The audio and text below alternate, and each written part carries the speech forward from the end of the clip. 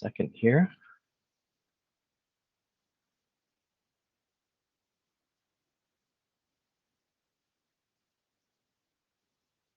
Okay, how's that coming through, Michelle? So far, so good. Just double check your video, Jonathan. Cut it. Okay, my video or the screen sharing? Your video feed. Yeah, I'm not sure I can see your get screen back fine. to that. Yeah, I'm not sure I can get back to that actually. I'll just have a just a few moments here. I'm not sure I can, out of my presentation view, I'm not sure I can do that. I'll just try here. Should still pop up in the corner. No, I don't think I can do that actually. I don't think it's working. So long as we can see the PowerPoint, I think we're good. Yes, we can. Okay. Well, I hope everyone is doing well on the eve of another phase of our pandemic lockdown. So unfortunately, I can't be there tonight in my hometown, and which would very much like to be able to do. I'll just start my something here. Just be one moment. Okay. I hope the screen share is crisp and clear. I hope everyone can see these images clearly, because there'll be quite a lot of images in the presentation. So over the next 40 minutes or so, I'll speak about War of 1812 era shipwrecks sunk in Kingston, Ontario. As Michelle's introduction mentioned, this is a subject with a strong personal connection to me. In the spring of 1988, I made my first open water scuba dive and first archaeological working dives on War of 1812 wrecks in Dead Man Bay, adjacent to Fort Henry in Kingston. My career as an underwater archaeologist began being immersed around War of 1812 wrecks, and I was fortunate to get my start under the wings, or diving fins, should I say, of Kingston's Marine Heritage Preservation Group, Preserve Our Wrecks. This group organized an archaeological survey of 1812 era shipwrecks at Kingston, beginning in 1988, during which I cut my underwater archaeological teeth. Today, I'd like to look back at exploration of the wrecks that stretches back over 100 years and take stock of archaeological work over the last 30 years or so. I'll outline work on identifying the wrecks, offer some new perspectives, touch on a persistent local myth, point to what we've learned about the wrecks, and speak about their historical and archaeological value that ultimately led to their designation as a National Historic Site of Canada. I should add that this evening's talk is an updated version of a presentation I gave to a Kingston Historical Society symposium back in 2012. Also, during the presentation, I'll aim to use my cursor as a pointer on many of the images I'll show. So hopefully you're able to see the cursor that I'm moving right now. So first, we'll make a quick dive into the historical background and a summary of past exploration of Kingston's War of 1812 shipwrecks. During the War of 1812, the principal British naval base on the Great Lakes was at Point Frederick, across the harbor from Kingston. And here's the naval yard here, shown in this 1816 hydrographic chart.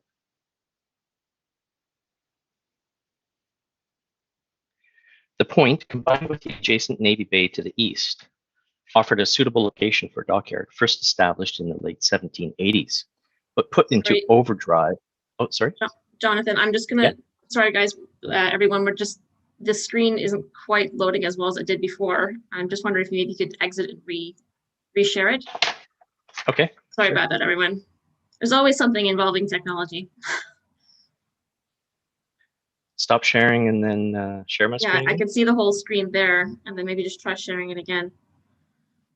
Okay.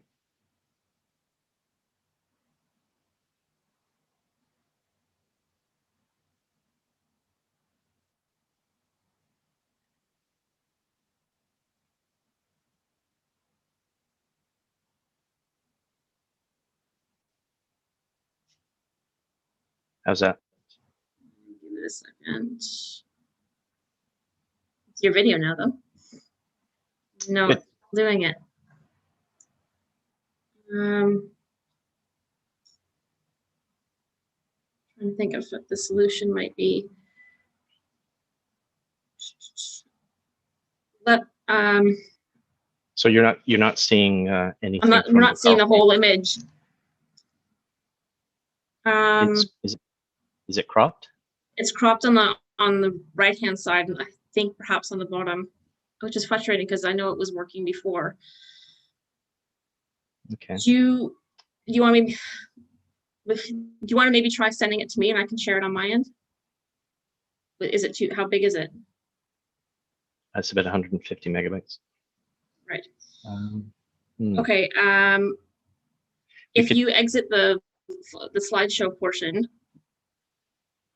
and then maybe reduce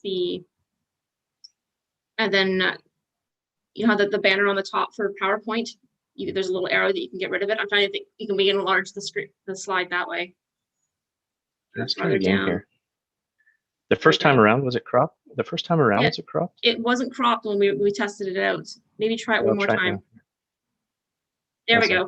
Perfect. Okay. Thank you everyone for your patience. We got it. We got this good.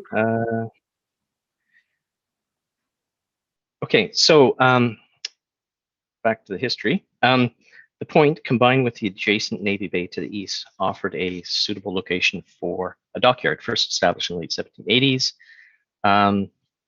but put into overdrive during the War of 1812. At the conclusion of the war, the Royal Navy's Lake Ontario Squadron, the product of a furious naval arms race with the Americans, comprised 10 warships afloat in Navy Bay, seen here from the vantage point of the 1812 era Fort Henry. And here you can see the squadron. This is the St. Lawrence, and so the vessels are inactive.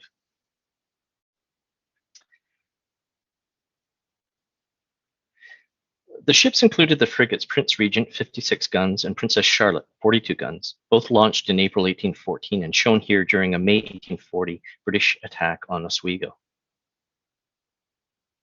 The largest of them all was the huge three-decker St. Lawrence of 102 guns or more, shown here at its launch in September 1814 at the yard. The squadron also included 7 other warships, as well as smaller craft. Soon after the war, most of the hastily built warships were laid up in reserve and in poor condition. Some were half sunk in Navy Bay through the 1820s, while others were permanently hauled out of the bay and abandoned ashore. Oh, pardon me. Most of the old warships were put up for auction when the dockyard was slated to close in the 1830s. In 1832, the St. Lawrence was sold for £25 and towed to serve as a wharf for Robert Drummond's brewery and distillery west of Kingston. The other hulks remained in Navy Bay for almost 10 years or more. By about 1841, the Prince Regent and Princess Charlotte had been pumped out and taken to Hamilton Cove, now Dead Men Bay, just to the east of Point Henry. So here's the naval yard. Some of the vessels still in the middle of the bay, and they were towed around the corner here into, at least 2 of them were towed around here into Hamilton Cove, Dead Man Bay, and at least 1 was sunk off of the mouth of Navy Bay. One of the vessels that may have been sunk off of Navy Bay included the Wolf of 21 guns, which we'll see a little later, sunk in deeper water off the mouth, as I've mentioned. Several smaller hulks remained in Navy Bay, but by the 1850s, all of the warships had disappeared below the water's surface, as this 1855 view from Fort Henry makes abundantly clear. The identities of the wrecks in the 2 bays and the waters in between were eventually forgotten, and this ultimately resulted in drawn-out efforts many years later to identify them by name. By the end of the 19th century, the Dead Man Bay wrecks were considered hazards to navigation, and at least one of them was partially blown up by the military. Here we see the results of a similar exercise in Navy Bay. But about the same time, however, recognition of their historic value began to emerge. For example, there are occasional Kingston newspaper references to the collection of souvenirs from the St. Lawrence and mentions of its role in the war.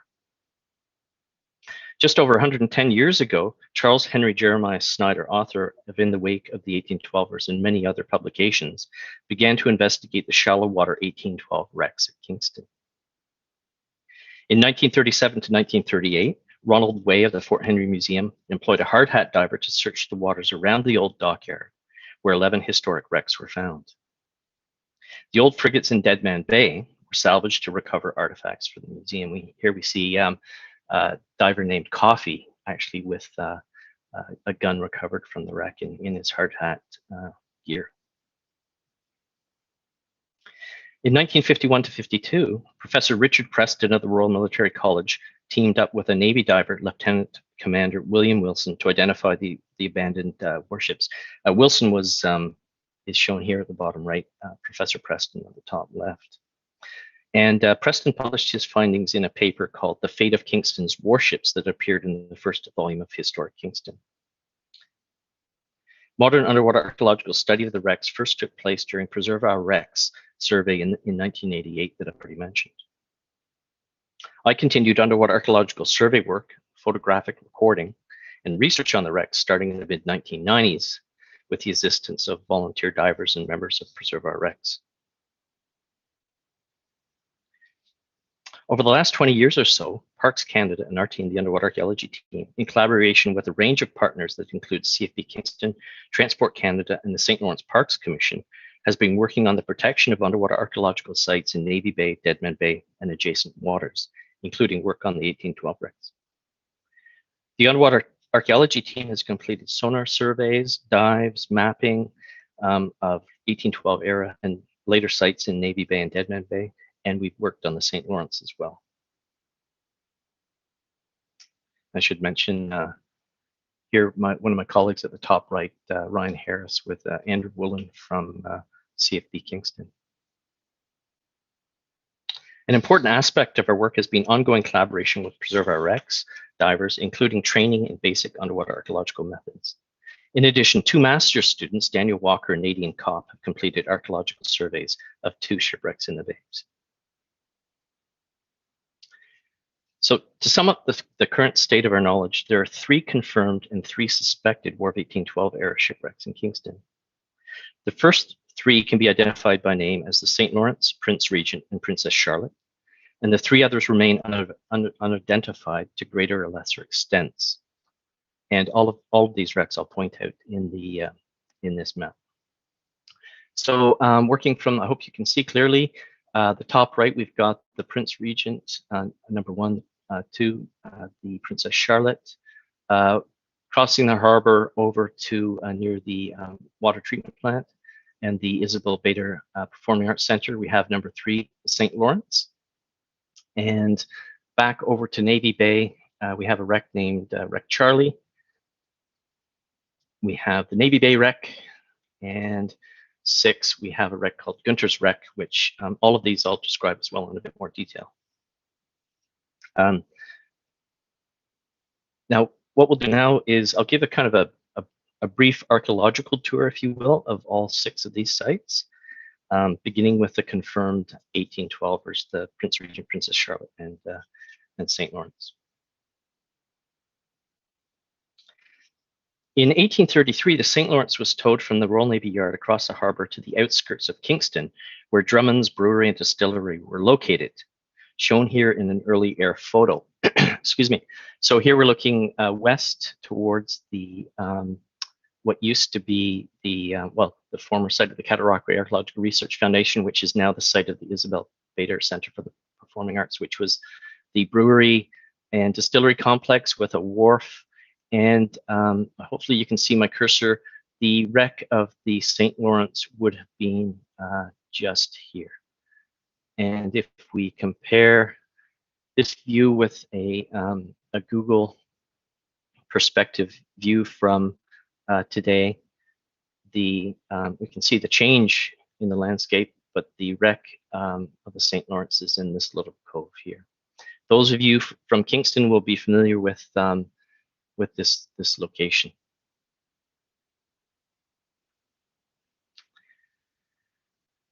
Today, a relatively small but invaluable section of the, oh, I should go back, just missed a sentence here. Drummond's Brewery and Distillery was later known as Morton's Brewery, and is here where the hull served as a quarterly dock. So as I've mentioned, it was in here. Today, a relatively small but invaluable section of the St. Lawrence's lower hull survives in water 2.5 meters deep at the foot of Morton Street in that small artificial cove that I've mentioned. The wreck is situated in such shallow water that it is visible from the air. This is an image provided to me by Mike Hill of Preserve Our Wrecks, which shows, you can see here, I'm circling with my cursor the wreck, which is surrounded by fairly recent breakwaters, which in fact have served to protect the hull from the prevailing southwest winds.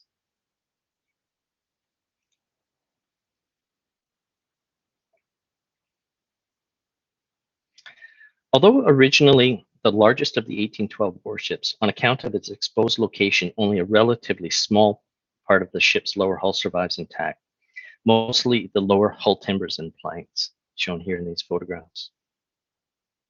Site plans by myself and others, in conjunction with hundreds of photos, were used by illustrators Fred Worthman and Carol Pillar to piece together accurate representations of all three wrecks. Here's a perspective view of the St. Lawrence, which comprises a 30-meter long length of the middle portion of the original lower hull. We don't yet know the orientation of the bow or stern. So for instance, if we look at this end, we don't know whether it's the bow or stern. We just know it's the center part of the vessel. Searches offshore from the wreck have revealed a debris field of scattered timbers.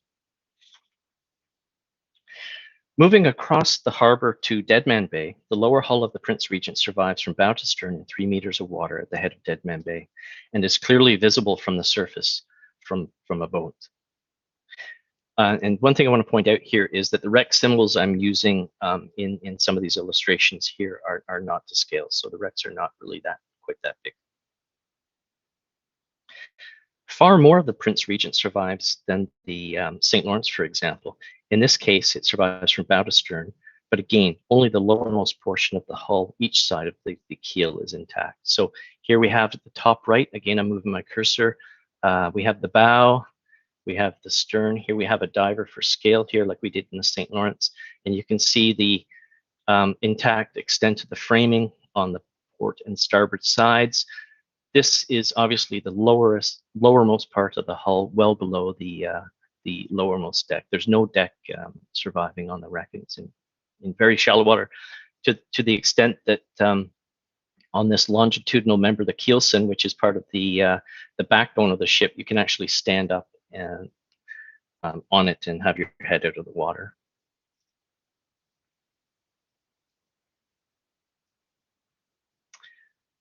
The ship's central keelson still has integrated mast steps. These are the places where the bottoms of the masts would have been seated into the ship, and their spacing was key to identifying the wreck by name by comparing it with a Royal Navy, by comparing the spacing rather of those mast steps with a Royal Navy ship plan of the Prince Regent dating from 1815. And here we see a couple of depiction of the mainmast step to give you an idea of the sheer size of the timbering of the vessel.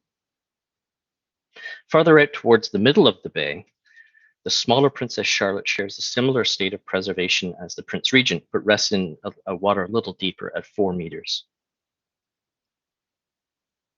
And this illustration by Carol Pillar and Fred Worthman really shows again the similarities between the two, between the Prince Regent and the Princess Charlotte.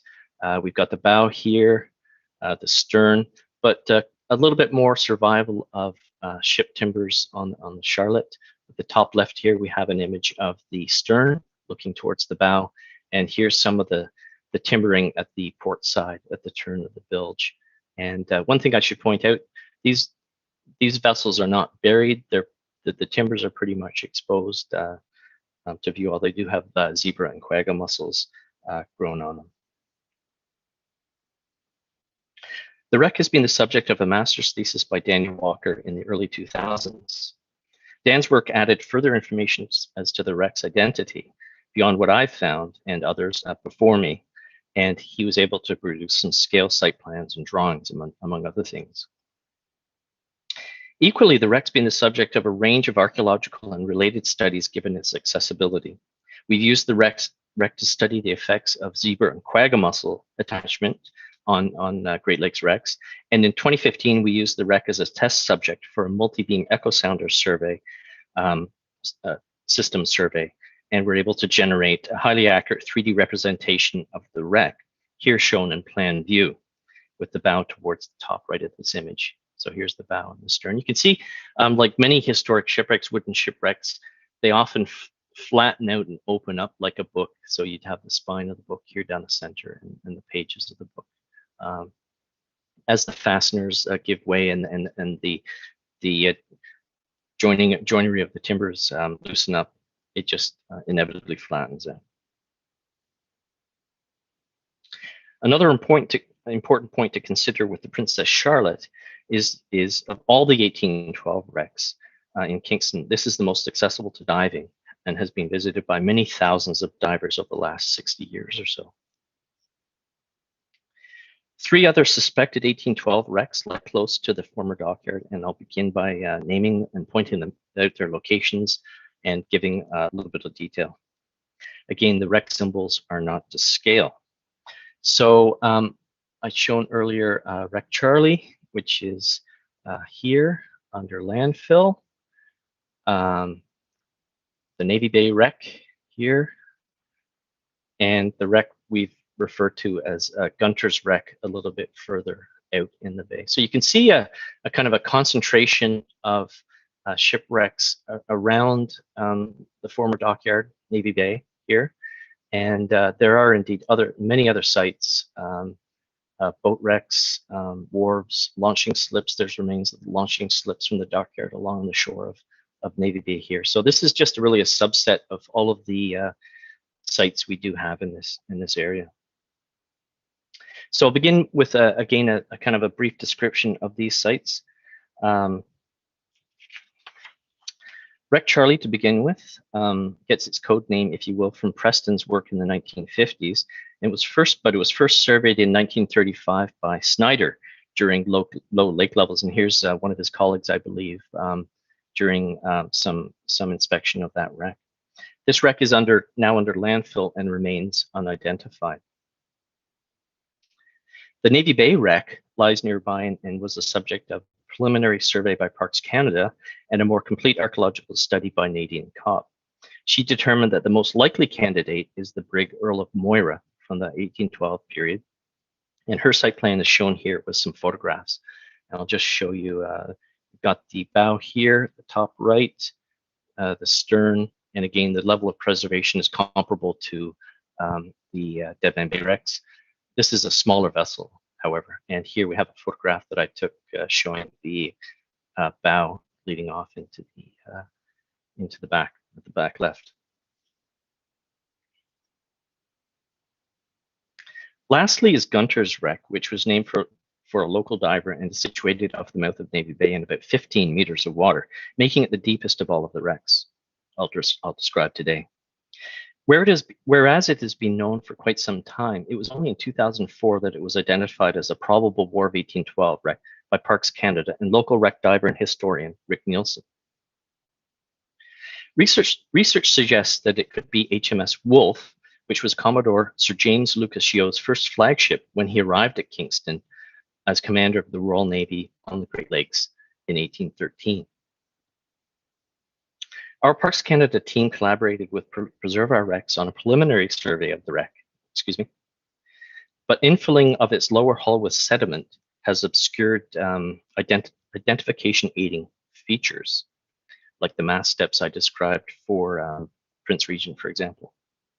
Significantly more work is required to confirm the identity of the wreck by name. Interestingly, our latest survey of the wreck revealed that it is located within an area where dredged material from either Navy Bay or elsewhere in Kingston Harbor was dumped, shown here by what look like moon craters, one of which is situated next to the wreck's port side. And we're actually contemplating whether actually that dredged dumping or spoil actually may have had an effect on collapsing the port side of the wreck. So here we have the stern here and the bow of the vessel. So it's pointing more or less southwest.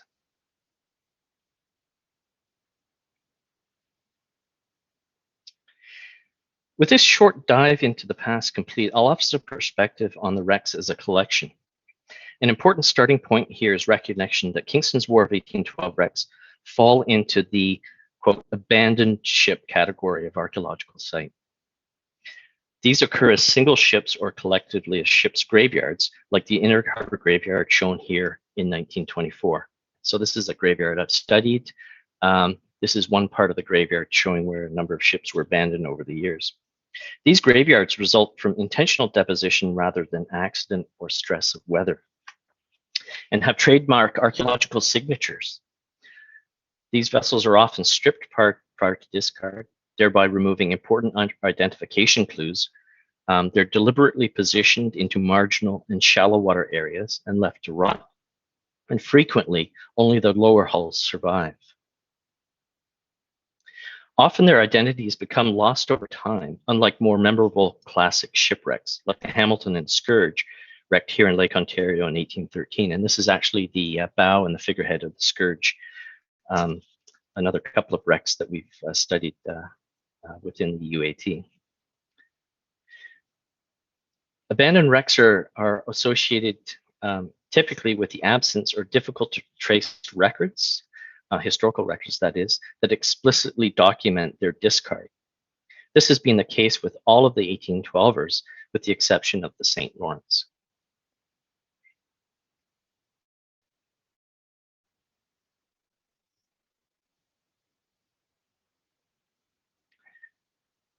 This acquired anonymity through abandonment has had three outcomes. First, and most obviously, it has engendered long-standing uncertainty about the wreck identities that, in the case of the Dead Man Bay wrecks, took about 100 years to clear up and conclusively identify the wrecks by name. In the case of the three other wrecks that I've mentioned in the Navy Bay area, work continues to forge those links to names. Second, an authentic yet cumbersome explanation for the drawn-out abandonment sequence of the Dead Man Bay warships competes with a catchy and persistent local myth that they were intentionally sunk following the Rush-Bagot Agreement that demilitarized the Great Lakes following the War of 1812. As it goes, the vessels could have been sneakily and speedily raised from the shallows to fight again. This rather implausible legend, or variations of it, Professor Preston declared in 1952, quote, definitely not true. Third, and most importantly perhaps, the confusing warship abandonment event delayed full attributions of the historical and archaeological value of the wrecks, both individually and collectively. While there is more work to be done to furnish reliable identifications for at least three wrecks, about 10 years ago, with the confirmed identifications of at least three in hand, we were in a position to more completely articulate the value of this collection.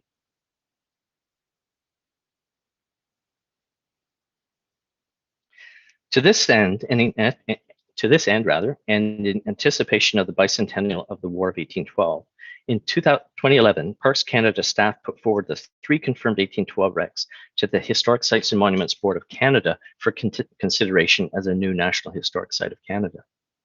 The intent of the submission, despite a host of related historic designations nearby, was to draw specific attention to the importance of the remains of the very ships built, launched, and active on Lake Ontario during the war. Long before this nomination, however, the significance of Kingston's warships had been recognized. Snyder promoted the raising of the St. Lawrence to preserve it as, quote, a Canadian memorial equal in appeal to Nelson's victory. Preston underscored the importance of the warship's construction, quote, noting, in passing, some tribute should be made to the enormous effort undertaken in the remote interior of a continent still in the pioneer stages of its development by the men who built there a battle fleet worthy of the seven seas. Historian Charles P. Stacey added, and again I quote, the tremendous dimensions of these vessels, all of whose armament and equipment had to be dragged up the St. Lawrence Rapids, is the best evidence of the vast significance of the command of Lake Ontario to the security of Canada. Of the wrecks themselves, Preston concluded that, quote, their timbers lie as a reminder of the magnitude of the effort made by Britain to defend the integrity of Canada in the War of 1812. Indeed, almost 210 years ago, the construction of large, heavily gunned warships in Kingston was a mammoth logistical and technical achievement by naval and military authorities as well as civilian contractors.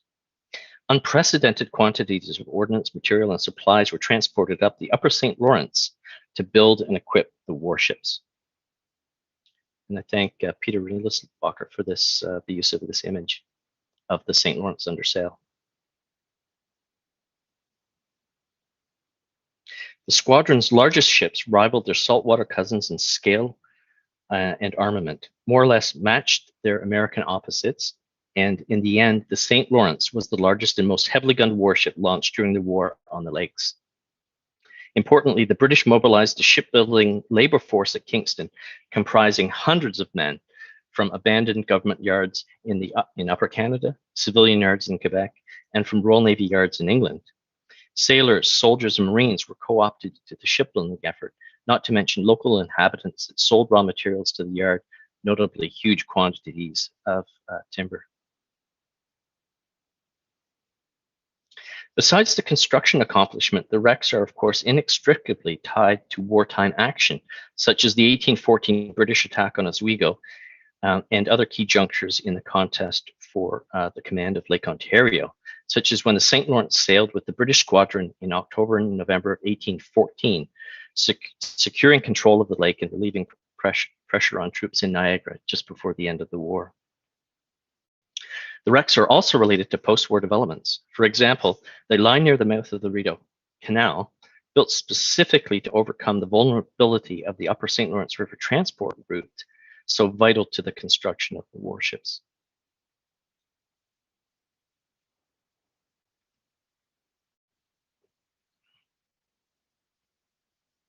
From an archaeological perspective, Kingston's War of 1812 era wreck assemblage encompasses a range of warship types and sizes, rests in close association with related onshore naval and military sites, and has a preserved collection of salvaged artifacts, mostly from 1938.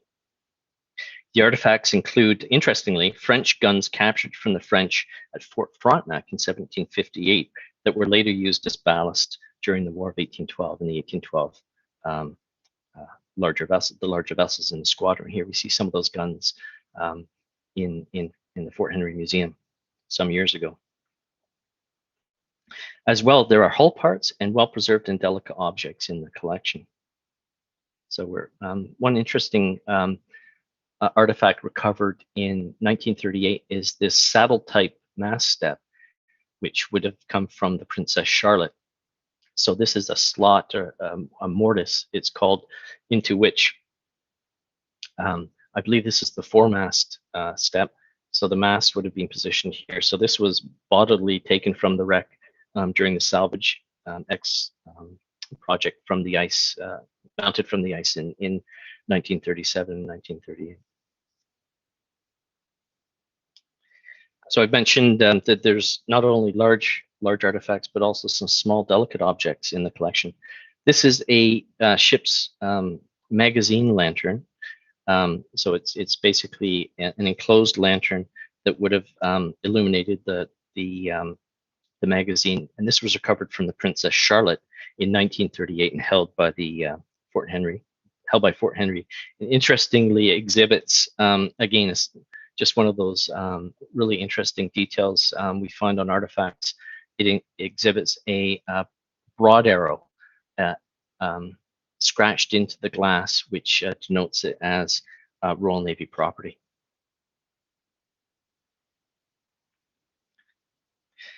What is more, as I learned during my own first dives in Dead Man Bay, the wrecks are readily accessible to divers, preserved well enough that their main structural features are recognizable, and they are among the oldest known wrecks in Lake Ontario. Archaeological study has progressed beyond tackling questions of wreck identification to understanding how the ships were designed and assembled, the wood species used, and the relative sizes and shapes of ship timbers, the number and types of fasteners, and period diagnostic traits. Research avenues underwater archaeologists on both sides of the border have been pursuing. Here we have example of some timber features on, in this case, the wreck of the Prince Regent, showing how some of the lower framing was put together. Here we have at the top right, I'm moving my cursor, picture of the keelson, one of the parts of the backbone of the ship, showing how massive keelson timbers are joined together with scarfs, and a wonderful illustration by Fred Worthman, based on archaeological drawings and survey by myself, showing a kind of an expanded view of how the jigsaw pieces of the lower hull were put together in a rather unique way.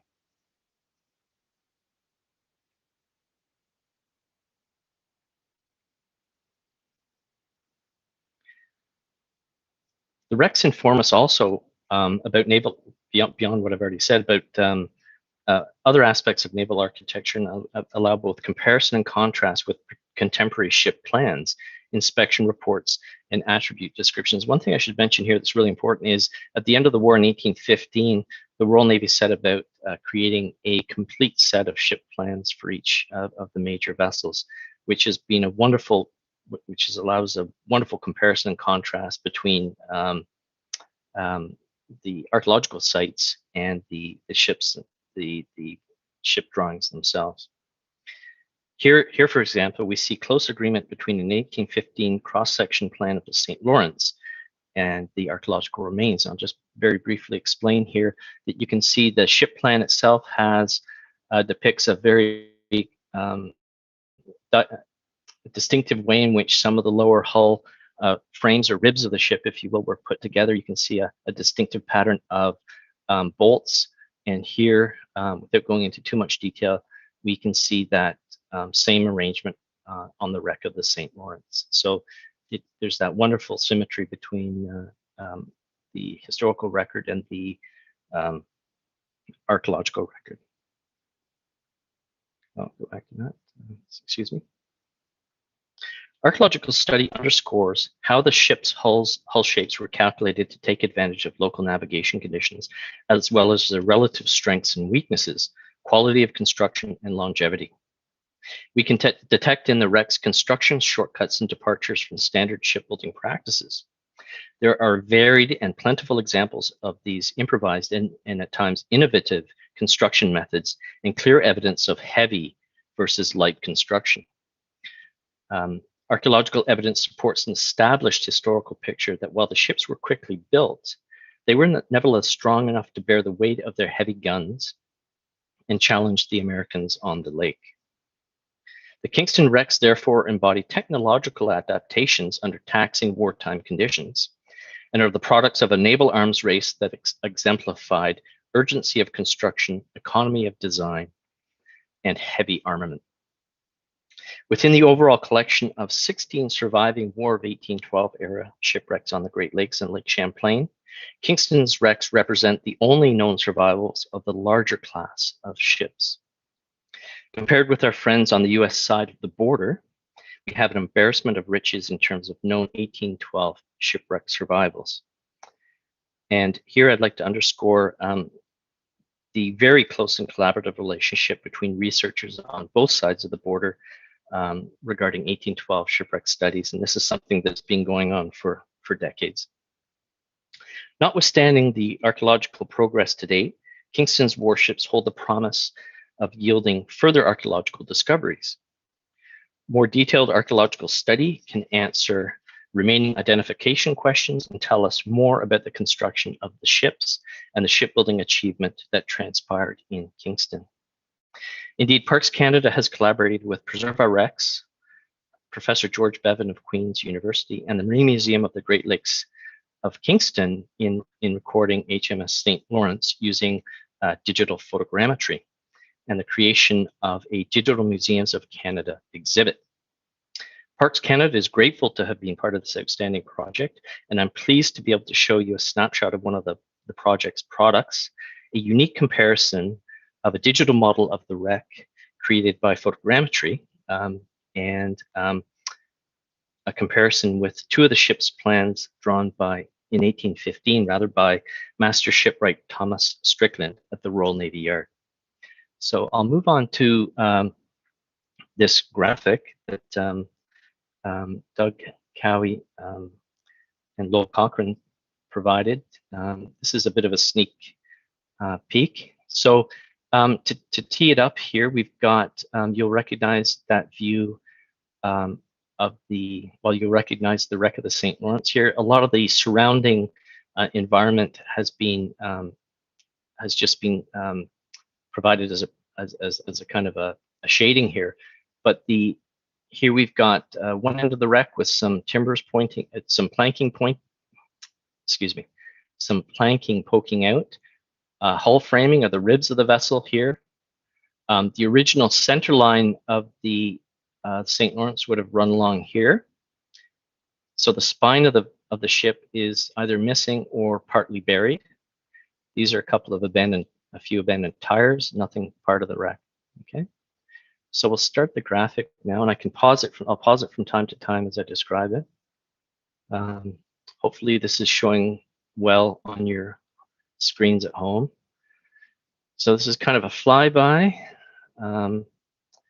and here, with the magic of Lowell, we're able to kind of juxtapose the original ship plan, the cross section rather, with the extant hull remains.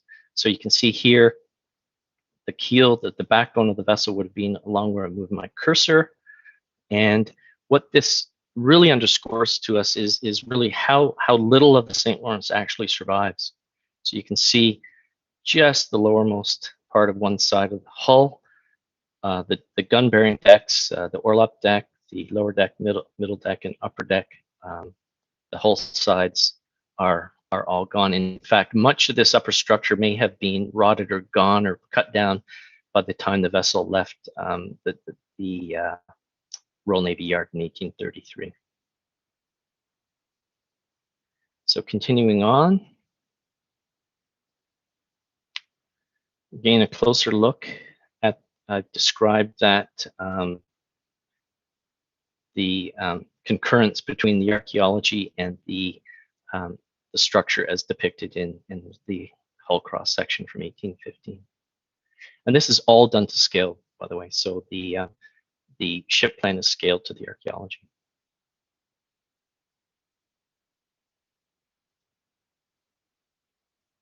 And we'll move to a slightly different perspective now. So here we're looking at the wreck. We can't see the shore, but we're actually facing shore. We're facing north. And just for those of you who know Kingston, the Isabel Bader Center for the Performing Arts is to the left of the screen here. Okay. And so we'll continue on. And we'll show how a profile plan of the St. Lawrence can be juxtaposed with the wreck remains. Now, the important thing to bear in mind is we don't know whether the bow and stern was to the east or west or left or right in this image. Lowell has put the bow to the right, but it's possible that it could be the other way around. So, and we don't know exactly where along the length of the vessel that the hull remains would have come from.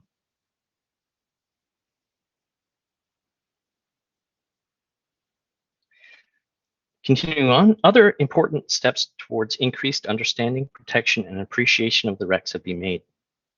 The publication of an illustrated booklet on the shipwrecks, public lectures, museum displays, the posting of wreck photos and videos online, and the designation of the wrecks as a National Historic Site are all steps in that direction.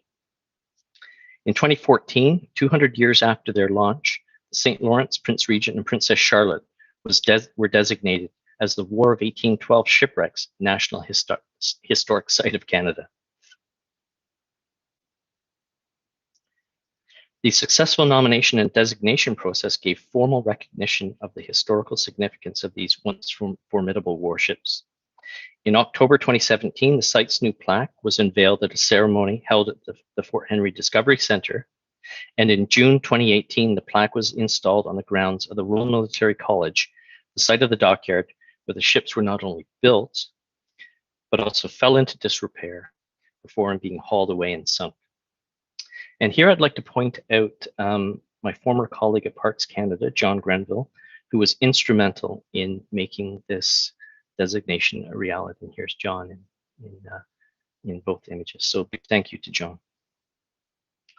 The plaque text reads as follows.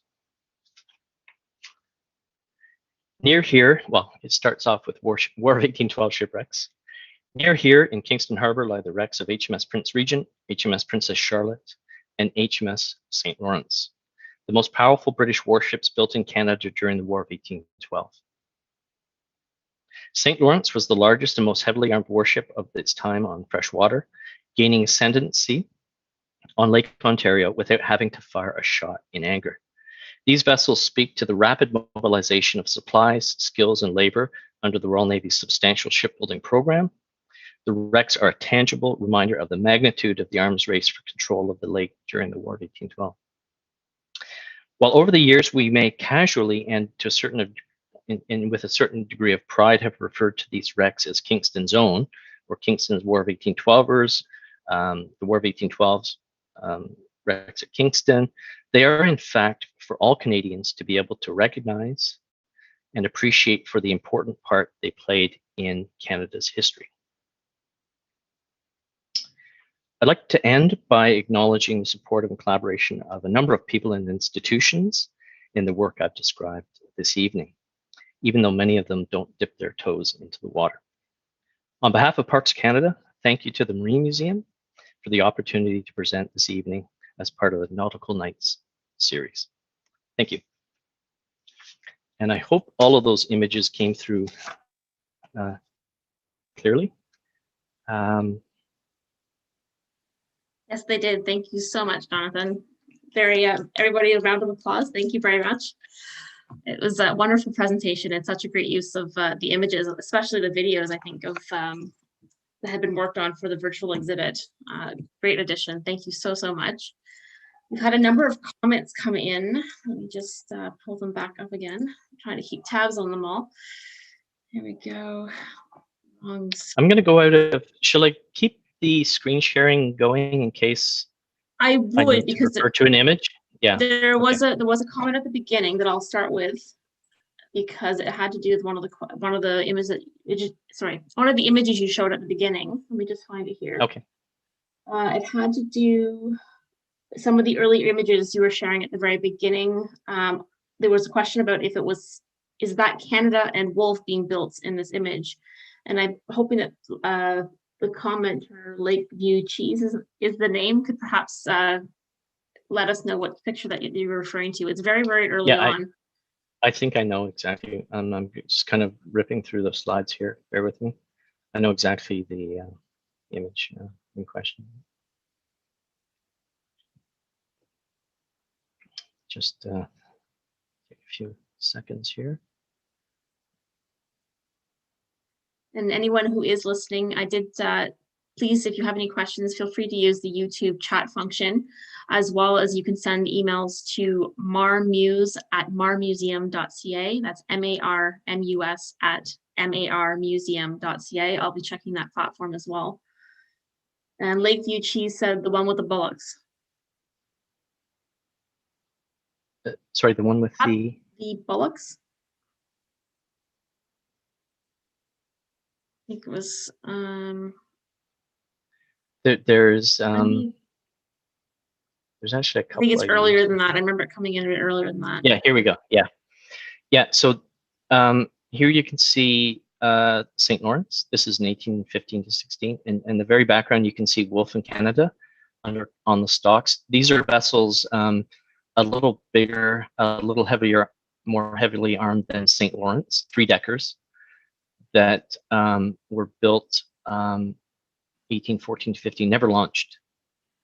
And so imagine if the war had continued beyond into the 1815 navigation season, you would have had three-decker ships of the line on the British side and more on the American side. And they're shown also in here in this 1828 view in the background here. So there's Wolf, Canada, and St. Lawrence here at the left.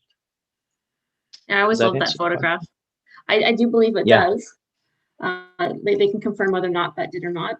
But the other question had to do about HMS Psyche and the fate of Psyche, if you had any comment on that one.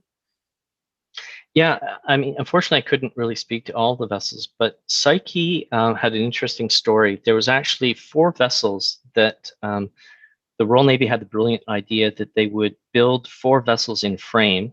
So they built 4 vessels at Chatham, including 2 frigates called Prompt and Psyche. And they actually built them, took them apart, shipped them over to Canada, and this took place towards the end of the war in 1814. Okay. And in the end, only Psyche was actually transported up the St. Lawrence River to Kingston, put together, and launched, which is, I mean, if it's just extraordinary the work and the labor involved. In fact, the Royal Navy sent over a contingent of shipwrights in part to put these vessels together, so they're kind of like a package deal. Psyche was actually ultimately hauled out of the water onto a slip, pretty much where the Wolf and Canada are. There's been suggestion that this may be Psyche here, and ultimately the vessel was broken up. But came across some interesting plans, and other researchers have as well, where the Royal Navy had actually contemplated turning the Psyche into a paddle steamer, but those plans never took off, and the vessel was eventually broken up. That would have been an interesting sight to see it converted. Absolutely. Right, so let me just scrolling down through. I'm trying to make sure I don't miss anyone. So there was a question about your illustrations. I know there's quite a range of collection of prints and paintings and photographs here.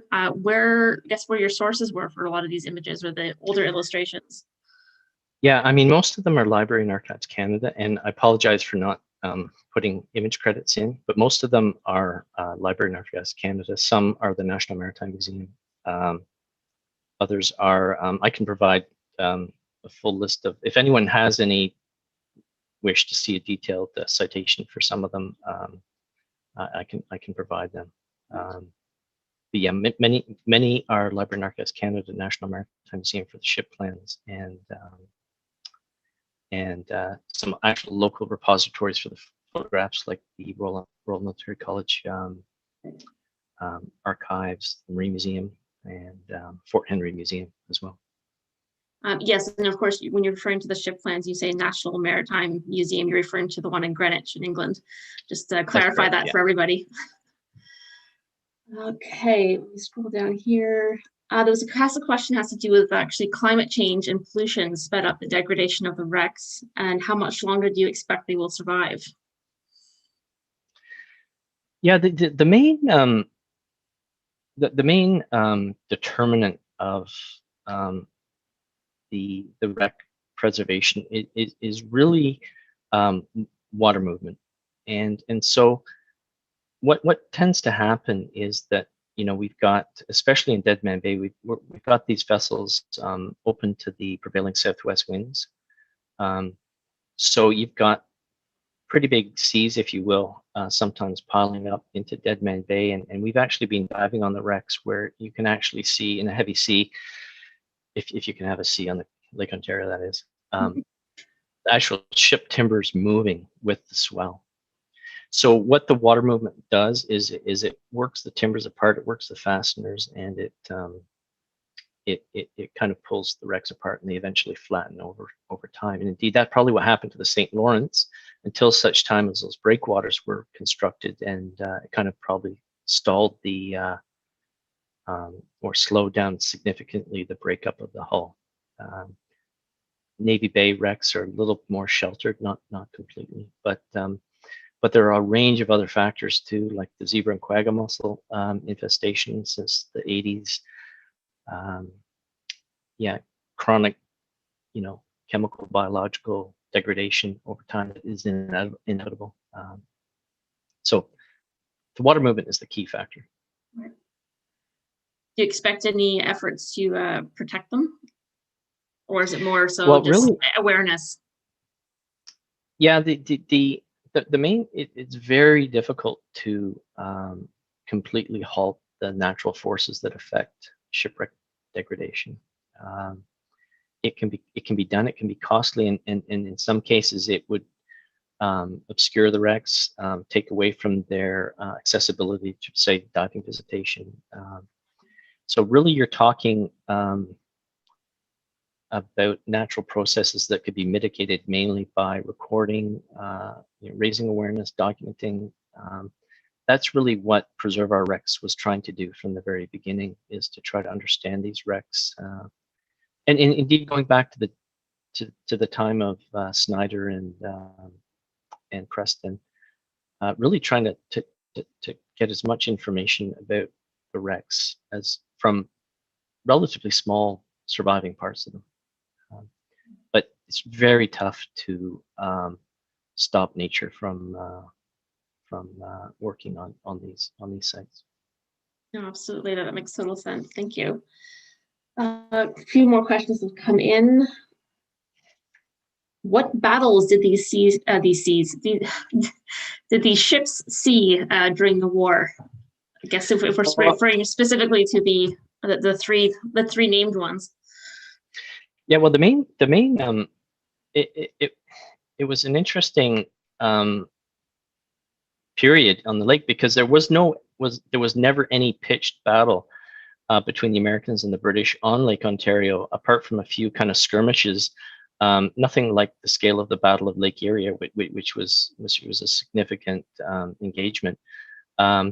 We had, like in 1813, we have an encounter with the British and the Americans, which result in the sinking of the Hamilton Scourge, but they sank because of a squall, a storm, not because of an engagement. We had the attack on Oswego, which was really an amphibious assault. The squadron landed troops, and this was a kind of a brief affair, which was not decisive.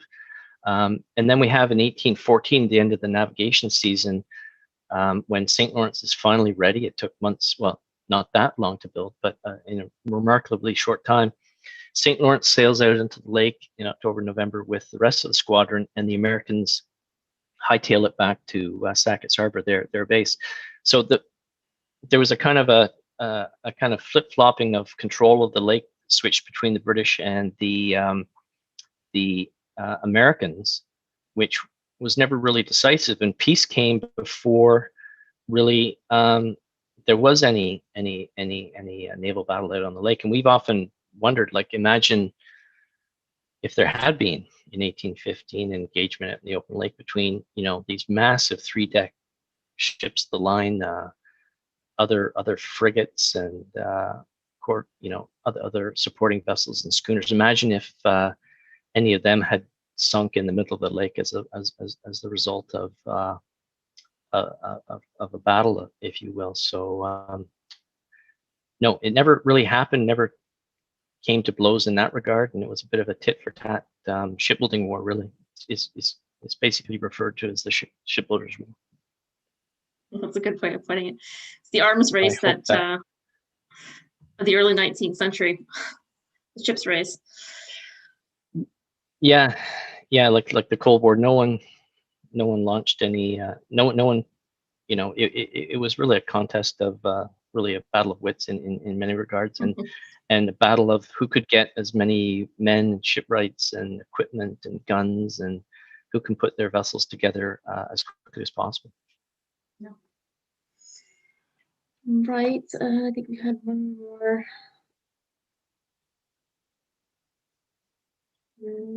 Just make sure. Any last questions to be submitted? I'll wrap this up now.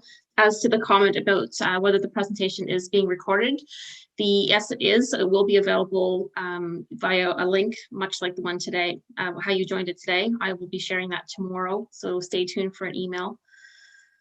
Quite a question. I had a question actually. It had to do a bit more of the historical evidence side of it. I mean, you talk a lot about the archaeology and trying to, as you're visiting the site, make your own assessments and assumptions. I was curious as to what extent you rely on historical evidence and documentation in the help with identifying the wrecks. well, I'll go off of my screen here, so I can see you. Yeah, it's well. This is kind of well. This is a branch of archaeology we call historical archaeology, and so historical sources are hugely important. And I put a photo of the cover of a book in which I contributed a couple of chapters to, which if anyone has that or wishes to learn a bit more, they can pick up that book. But you'll see from that example that a huge amount of contextual historical information is required to really fully understand these vessels. So that background research is really vital to the success of this work. And so, for instance, learning when the vessels were abandoned, when they were taken from the yard, all of the document, like the paperwork that the Royal Navy produced during the war and after the war, is voluminous. Huge amounts of files that myself and others have gone through to really understand the story of these vessels, their construction, and even going into exploring the papers of Professor Preston and exploring the papers of Snyder. Many of these archives of these past researchers are still available. So yeah, a lot of that work has been done and will continue to be done. If I have one thing that I wish we had found or wish we can find, and we have no contemporary account of the actual vessels being dumped or towed into Deadman Bay. So I would have loved to have found a newspaper account saying, on Wednesday, the old hulls of the Prince Regent, Princess Charlotte were towed into Deadman Bay. But it's not to be. Nothing has come up, and like that's the nature of those abandoned ships. Often there's no records of the day they were actually entered the graveyard. So I should think it's written in someone's diary somewhere. It's just a matter of the family disclosing that information at some point. Take a yeah, look at if your anyone prompts. has anything, if anyone has any tips, but I've been thinking about that for years and years, and yeah, hopefully someday some more journal entries or diary entries will turn up. Mhm. And I'm just conscious of the more comments coming in that there is actually the Snyder list and information, which of course are digitized newspaper articles that will certainly have a lot of source, perhaps not specifically on what we were just discussing about the day they sank, but a lot of information on that context. Last question that I had come in was the source of the timber, where the timber they were using to build the ships, where that was coming from. Yeah, interesting. That and we have pretty good records from the timber. We have ads in the British Whig, like asking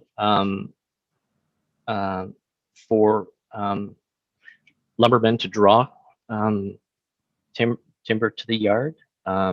So it came from the hinterland of Kingston. I think we have reference, I think, to some came from Wolf Island. It all came from the Kingston area.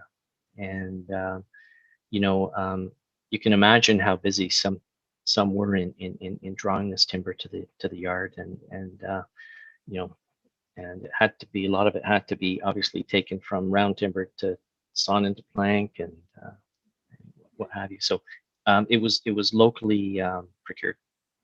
Wonderful. And of course, that